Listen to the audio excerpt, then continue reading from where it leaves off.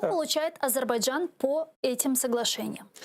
Не, мы получаем больше, чем даже, если посмотреть, сравнивать 2 месяца тому назад, что мы предлагали.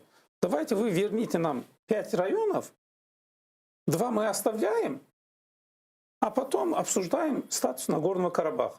А сейчас что мы получили?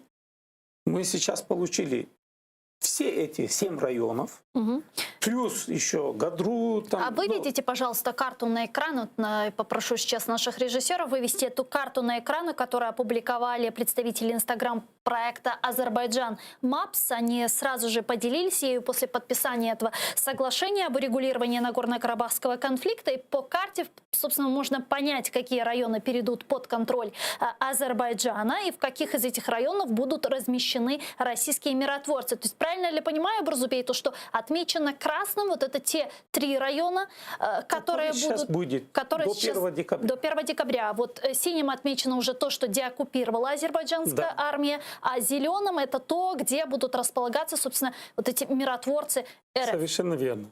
То есть вот эти 3 района, которые отмечены красным, это вот одни из 7. Это те из 7 районов. 3 из 7 районов. Кроме этого, Азербайджан освободил еще территории самого Нагорного Карабаха. Вот Гадрут, там Гырмызы-Базар, там Хадживенский район, несколько сел.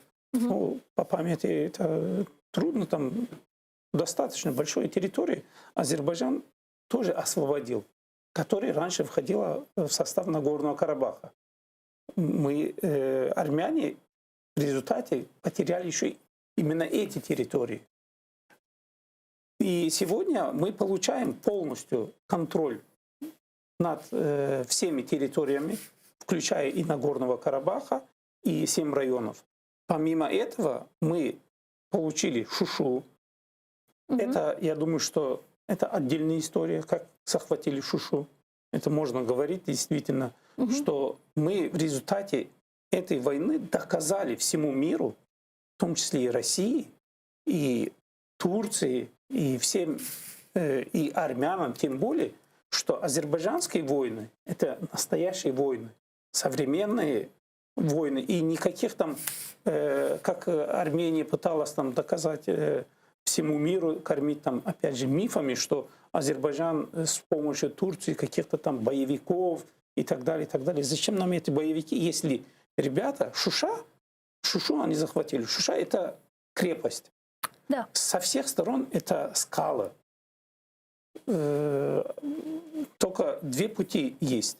По этим скалам ребята залезли туда ночью и отбили всю группировку армянских войск, которые там были. И танки, и пулеметы, там, и так далее, и так далее.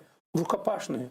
Журналистка из Франции писала именно о том, что в Ханкянди поступают раненые армянские солдаты больше именно с ножевыми ранениями и пулевыми, которые пистолетными, а не автоматными даже. То есть это именно были азербайджанские войны, которые... То есть Шушу практически забрали в рукопашном бою. В рукопашном бою. Об этом и все говорят. Это будет отдельная история, этим можно гордиться.